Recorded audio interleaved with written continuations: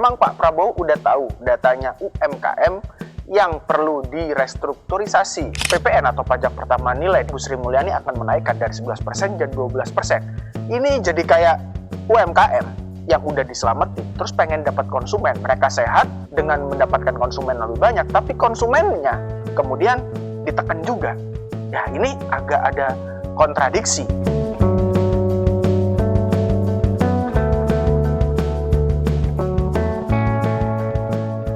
Koreksi lagi, tapi kali ini gue sendirian. Pokoknya saya sendirian hari ini, soalnya Pak Arief Budiman itu sedang berpetualang bersama Ninja Hattori. Mendaki gunung, naikin lembah, alias ya lagi jauh lah. Nah, cuman koreksi harus tetap berjalan. Kita mau ngoreksi hari ini yaitu soal kebijakan terbaru Bapak Presiden kita, Pak Prabowo Subianto, soal penghapusan utang UMKM yang udah terbit peraturan pemerintahnya. Peraturan pemerintah nomor 47 tahun 2024. Peraturan pemerintah pertama yang diteken sama Pak Prabowo. Nah, ini program bagus bukan berarti nggak bisa dikoreksi. Justru karena ini program bagus, ini mungkin menurut gua jadi koreksi ke pemerintahan yang sebelumnya. Kenapa sih ini nggak bisa terjadi sebelumnya? Tapi ini juga jadi koreksi buat Pak Prabowo. Kenapa sih ini kok dilakukan di awal-awal pemerintahannya?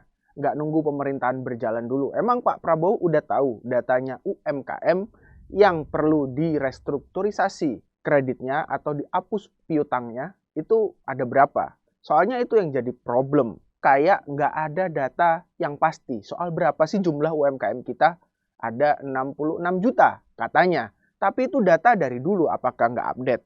Terus dari 66 juta itu berapa sih yang ultra mikro? Berapa yang mikro? Berapa yang kecil? Berapa yang menengah? Ini yang menurut gua menjadikan kebijakan ini pertama-tama perlu dikoreksi. Tapi overall, soal penghapusan piutang UMKM ini emang bagus. Bagusnya kenapa? Karena UMKM itu dari dulu ini selalu menjadi tulang punggung perekonomian Indonesia. Saat krisis nih, krisis moneter dulu tahun 98 yang akhirnya berujung pada reformasi itu. Nah, itu UMKM ini menjadi penyelamat ekonomi. Lalu saat krisis 2008, lagi-lagi UMKM menjadi penyelamat ekonomi. Pas krisis Covid kemarin, ya UMKM ada peran, meskipun ya karena pandemi membuat semua orang itu kemudian nggak bisa kemana-mana, daya beli anjlok, semua harus lockdown, artinya nggak bisa bersentuhan dengan dunia luar, ya memang UMKM juga terkendala. Dan belajar dari saat pandemi itulah banyak UMKM ini ternyata sangat rapuh. Sumber yang membuat mereka rapuh karena mereka ini punya kredit alias utang yang macet, yang kemudian bikin mereka ini nggak bisa naik kelas, nggak bisa jadi usaha yang kuat, nggak bisa jadi tulang punggung yang benar-benar menopang perekonomian Indonesia. Padahal kalau UMKM bisa melakukan itu, yang hari ini 95% tenaga kerja di Indonesia ini diserap oleh UMKM, ya pasti aja sih kalau menurut gua Indonesia ekonominya akan benar-benar kuat.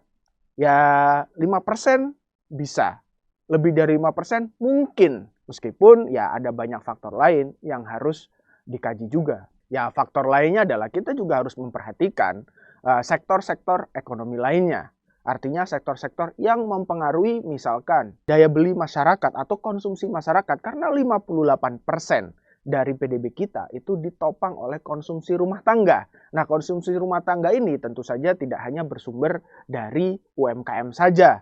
Tidak serta-merta karena ada kebijakan ini terus UMKM kuat, kemudian konsumsi rumah tangga itu juga semakin kuat. Enggak, ada hal-hal lain, misalkan soal pajak. Ketika pajak buat konsumen, misalkan PPN itu tinggi, ya masyarakat akan saving, cenderung untuk menabung daripada spending. Karena ketika itu spending, mereka akan barang lebih mahal karena biasanya PPN itu dibebankan kepada konsumen. Oke, kebijakan soal penghapusan piutang UMKM ini emang oke gitu untuk menyelamatkan UMKM. Tapi kalau di sisi lain ada nih soal PPN atau pajak pertambahan nilai tingkatkan juga. Yang ini juga sedang digodok. Dan kayaknya Bu Sri Mulyani akan menaikkan dari 11% jadi 12%. Ini jadi kayak UMKM yang udah diselamatin, terus pengen dapat konsumen. Mereka sehat, mereka bisa ekspansi bisnis. Salah satunya adalah dengan mendapatkan konsumen lebih banyak, tapi konsumennya kemudian ditekan juga. Ya, ini agak ada kontradiksi. Makanya tadi masih mungkin, belum pasti bisa. Kalau ngelihat lagi ke PP nomor 47 tahun 2024 itu, sebenarnya kan udah ada kriterianya yang akan mendapatkan manfaat dari kebijakan baru ini, yaitu UMKM yang menjadi nasabahnya Bank Himbara atau bank-bank BUMN. Di luar itu nggak bisa dapat. Nah, ini juga menurut gua hal yang bagus, udah mulai dibatasin. Jadi nggak disalahgunain nih bantuan dari pemerintah ini atau insentif dari pemerintah ini. Nggak ada yang kemudian nanti itu mereka ini numpang, padahal mungkin usaha besar. Ini juga kalau melihat dari PP-nya, ini ada batasnya. Batas utangnya adalah 500 juta rupiah. Jelaslah, yang punya utang maksimal 500 juta pasti usaha kecil atau menengah. Kalau usaha besar, ya utangnya miliaran. Jadi, kalau ada pengusaha besar ngaku-ngaku UMKM, ini nggak bisa lagi, soalnya aturannya gitu.